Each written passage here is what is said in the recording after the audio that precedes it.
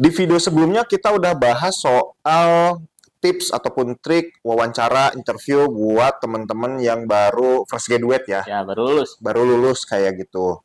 Nah, sekarang Jis, barangkali ada yang nanyain, kalau yang udah punya pengalaman nih, kan itu beda dong antara yang fresh graduate yang belum punya pengalaman terus dia ngelamar kerja dengan yang udah dia punya CV, pernah bekerja di beberapa pekerjaan kayak gitu ya. Ya.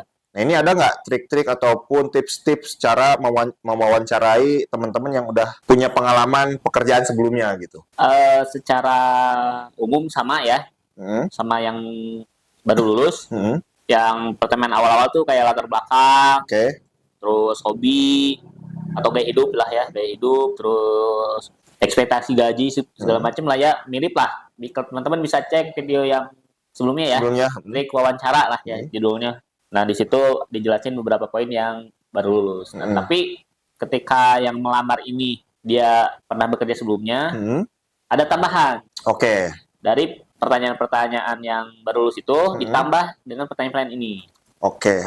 Berarti ada pembedanya itu ada tambahan-tambahan khusus lah ya? Ya, ada tambahan khusus. Nah, yang pertama itu alasan resignnya kenapa? Perlu digali itu ya? Perlu digali. Contoh misalkan apakah dipecat? Apakah misalkan pemecatannya kalau sekarang istilahnya layoff atau kena PHK misalkan. Ada juga yang misalkan resign sendiri. Nah, itu kenapa resignnya gitu. Terus ditanyakan kenapa tuh alasannya gitu. Iya. Kalau misalkan alasannya PHK karena perusahaan sebelumnya bangkrut, berarti dia memang tidak ada masalah, mungkin dugaan kita ya. Betul. Terus kalau misalkan dia resign berarti ada alasan khusus nih kenapa dia resign gitu, apakah karena A, B, C gitu ya, atau karena dipecat dari perusahaannya. Dia bikin kasus apa nih? Nah, gitu. Kalau misalkan dia dipecat itu kan ada rambu hati-hati lah. Ini kenapa dia dipecatnya nih gitu. Memangnya alasannya apa gitu, harus digali. Terus kalau misalkan resign sendiri, itu alasannya apa? Sudah harus ditanyakan juga. Misalkan apa karena lingkungannya, apa karena gajinya, apa karena apa gitu. Itu harus digali karena kalau nanti itu terulang di perusahaan kita, ya dia bakal resign juga gitu. Jadi percuma kita ngerekrut, nanti dia bakal melakukan hal yang sama gitu. Iya, karena kan nyari karyawan kayak gitu ya, itu kan repot ya. Repot. Kita harus ngeluangin waktu, ngeluarin biaya bahkan kayak gitu ya. Ketika tahun ini kita rekrut, tahun depannya dia keluar, ya kita harus rekrut lagi deh, nyari lagi gitu. Ya, benar. Nah, makanya diusahakan ketika misalkan memang mendapatkan calon karyawan yang dia itu pernah resign, di PHK, dan lain sebagainya, itu perlu tahu ya. Ya. Alasannya kenapa. Jadi biar antisipasi. Kalau misalkan terkaitan dengan lingkungannya terlalu serius, misalkan gitu ya. Dia mungkin pengen yang lebih santai. Cocok nih di perusahaan kita yang secara lingkungan kerjanya santai, enggak yang serius banget gitu. Bisa masuk nih ya berarti nih. Ya, terutama yang gadget ya. Gadget kan harus ada PS5.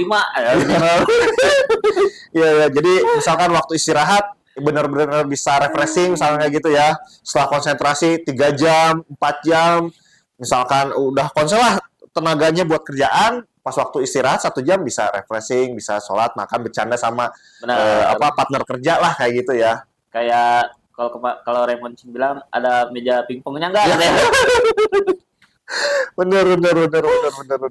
Jadi hal-hal seperti itu harus ditanyakan. Kadang pertanyaan yang ini itu gak dijawab dengan jujur gitu. Makanya harus digali lagi nih untuk teman-teman pengusaha di sini yang mau ngerekrut. Nah, harus ditanyakan lagi. Biasanya kan apa tuh gajinya, lingkungannya. Terus bisa lanjut dengan pertanyaan hal-hal yang gak disukai dari pekerjaan kamu sebelumnya apa gitu. Nah, itu bisa lumayan tuh muncul lagi insight-insight baru ketika pertanyaan yang tadi kenapa resign itu terlalu kurang spesifik jawabannya. Bisa dilanjutkan dengan hal-hal yang kamu nggak suka dari kerjaan sebelumnya apa sih gitu. Iya. Karena kan dia ngelamar kerja ke kita itu berarti dia kemampuannya sesuai dengan yang kita butuhkan gitu kan. Benar. Sama lah, misalkan kita buka marketing, sebelumnya dia juga di marketing kan? Ya. Nah, di pekerjaan sebelumnya ketika marketing, apa sih yang dia tidak sukai di kegiatan-kegiatan ataupun kerjaannya gitu ya? Ya, sehingga dia pindah ya atau resign gitu. Padahal kan di sana marketing, di sini marketing, iya gitu. Gitu. Sama-sama itulah posisinya, tapi kok dia pindah atau resign gitu. Ya, Penyebabnya apa? Ya, misalkan dia ngasih tahu di sana itu marketingnya, salesnya misalkan kayak gitu ya, saling menjatuhkan misalkan. Nah, bisa jadi. Nggak suka dengan lingkungannya saling menjatuhkan. Wah, cocok nih kalau di sini kan marketingnya, kepala marketing dengan anggota-anggotanya itu harus saling membesarkan. Bahkan ketika ada yang kesulitan, dibantu. Kan Ya. bisa masuk lah ternyata gitu kan. Jadi itulah harus digali lah ya. Nah, terus biasanya kalau nggak terkait lingkungan, gaji, terkait bosnya misalnya. Di sana bosnya gimana nih? Harus ditanyain. Ada nggak yang hal-hal yang nggak disukain sama bosnya misalkan? Ya kalau dengar-dengar anak Gen Z sekarang kan nggak suka sama bos toksik misalnya. Ya. Mungkin maksud di sana bosnya itu apa namanya mendidik, cuman keras sekali mungkin gitu ya. Ya. Diterima ini toksik banget sih, dikit-dikit disalahin, misalnya kayak gitu ya. Dan jadi memang kalau menurut saya sih interview ini enaknya sih ngobrol aja gitu. Jadi nggak terlalu formal yang tanya jawab gitu. Tapi harus ngobrol gitu. Ya. Biar ketahuan lah. Tidak harus setelah kita tanya dia jawab lanjut lagi dikasih pertanyaan. Nggak harus selalu seperti itu ya. Ketika kita tanya dia jawab, ya kita bisa selingin dengan apa namanya obrolan yang lain, misalnya gitu ya. Oh begitu dan lain sebagainya lah. Di bawah ngalornya dulu mungkin. Ya. Nah terus biasanya kalau yang udah punya pengalaman ini ada banyak juga yang posisinya beda. Misalkan sebelumnya tadi marketing, tiba-tiba pengen jadi di sini admin. Kenapa tuh? Misalkan alasannya apa gitu? Iya benar-benar. Karena tidak selalu linear sih ya. Ya, banyak juga yang nyebrang lah. Iya, yang nyebrang. Dan dunia kerja sekarang juga banyak yang seperti itu kok. Soalnya sekarang itu ada yang sarjananya misalkan dari pendidikan gitu ya. Pas kerjanya di perbankan gitu. Ya. Ada suka yang kayak gitu tuh. Banyak. Nah, itu ya selain jadi jurusan, terus karir sebelumnya apa, misalkan sebelumnya programmer berubah jadi misalkan desainer misalkan. Nah, itu kan harus ada cross check lebih dalam lagi tuh. Karena penyebab dia nggak suka sebelumnya tuh apa? Karena bisa jadi bukan bidangnya. Benar. Bisa jadi bukan bidangnya atau dia ingin nyoba bidang baru karena senang. Ketika orang senang juga kan bakal mau belajar gitu. Ya. Ketika belajar juga ya dia akan sungguh-sungguh memperdalam itu gitu. Itu bisa jadi pertimbangan kan? Bisa jadi. Enggak, kadang gini bisa jadi dia tuh bukan nggak suka subjeknya gitu, tapi contohnya misalkan dia ternyata nggak cocok di lapangan gitu. Iya. Jurusan pertanian dia masih oke, tapi nggak suka di lapangan. Nah, otomatis ketika dia misalkan ngelamar jadi admin, cocok nggak nih? Gitu kan gitu. Iya benar. Kalau harus nanem, harus panen, dia nggak suka misalnya gitu ya. Tapi dia sukanya pengembangan pupuk, ada di lab misalkan kayak gitu ya. Mengembangin pupuk, gimana caranya nih pupuknya bisa menghasilkan buah-buahan yang lebih subur dari sebelumnya, misalnya gitu ya. Nah, bisa jadi. Nah, itu harus digali tuh. Jangan-jangan orang ini nggak perlu pindah karir, nggak perlu pindah jurusan, tapi mungkin itu tadi ada faktor lain yang dia nggak sukanya itu. Nah, cuman kadang orang kan nggak menyadari itu gitu. Jadi udahlah pindah aja lah gitu. Itu apa namanya? Si jabatannya pindah aja lah, nggak usah pertanian lagi. Misalnya mau jadi teller bank aja misalnya.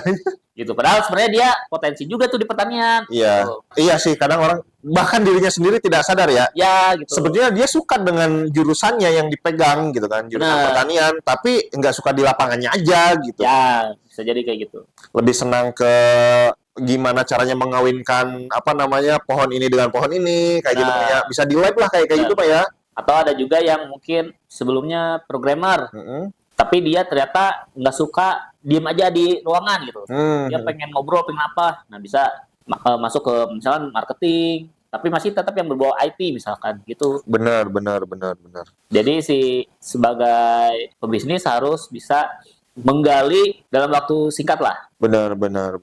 Itu perlu didalami lagi lah ya. Benar. Supaya apa ya? Ya lebih tepat sasaran sesuai dengan perusahaan kita kayak gitu. Ya, walaupun sebenarnya wawancara kan hanya sekilas lah ya. Tapi kan itu bisa mengantisipasi lah, biar nggak terlalu ujung banget gitu.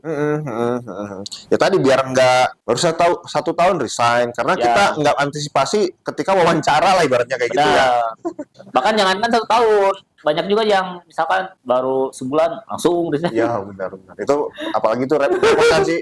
Sebulan 2 bulan ganti, sebulan 2 bulan ganti gitu. Belum juga mencapai tahap yang matang kayak gitu ya. Ya, itu belum tahu semua lah kerjanya gitu. Iya benar. Belum juga dikuasai semuanya pekerjaannya. Udah harus ganti lagi, harus ngajarin lagi nanti. Ya, karena kan di lapangan juga tetap kita yang namanya kerja kayak gitu ya. Orang tuh perlu pembiasaan, perlu belajar lagi pada akhirnya gitu kan. Ya. Nah, gitu teman-teman. Gimana? Teman-teman kalau buka lowongan nih, meskipun kita UMKM ya, itu kan bisa buka lowongan kerja ya. Benar. Ya meskipun nggak banyak, cuman perlu 2 orang, 3 orang kayak gitu, itu wawancara ataupun interview itu bisa jadi sangat penting ya, agar mendapatkan calon karyawan yang benar-benar bisa tumbuh bareng bersama bisnis kita gitu ya. Karena kalau masalah karyawan ini kan nggak cuma di perusahaan gede ya, tapi di perusahaan UMKM pun yang baru merintis pun banyak masalahnya tuh. Benar. Nah, pernah saudara saya nih, dia melamar jadi penjaga stand. Ya, berarti ini UMKM ya? UMKM ya, level stand es krim.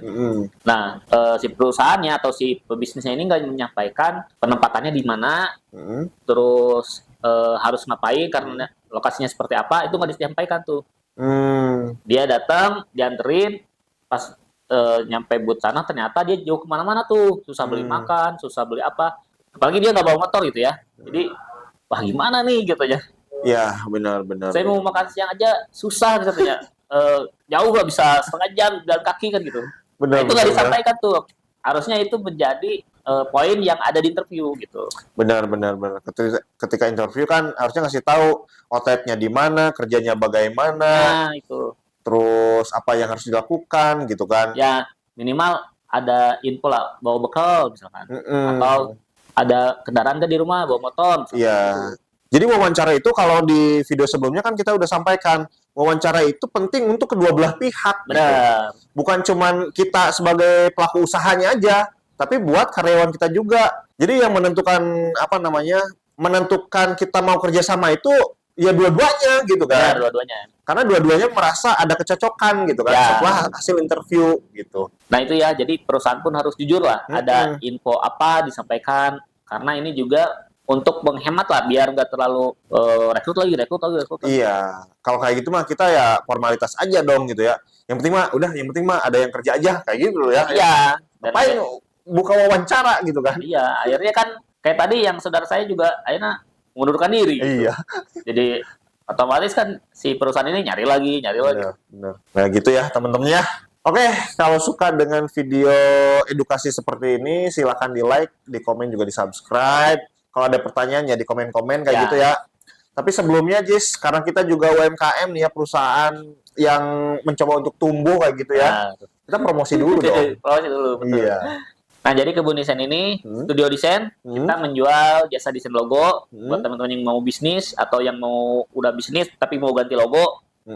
Itu bisa order desainnya ke Kebun Desain. Benar. Terus ada desain kemasan, ada jasa desain iklan, dan desain-desain lainnya untuk keperluan bisnis teman-teman.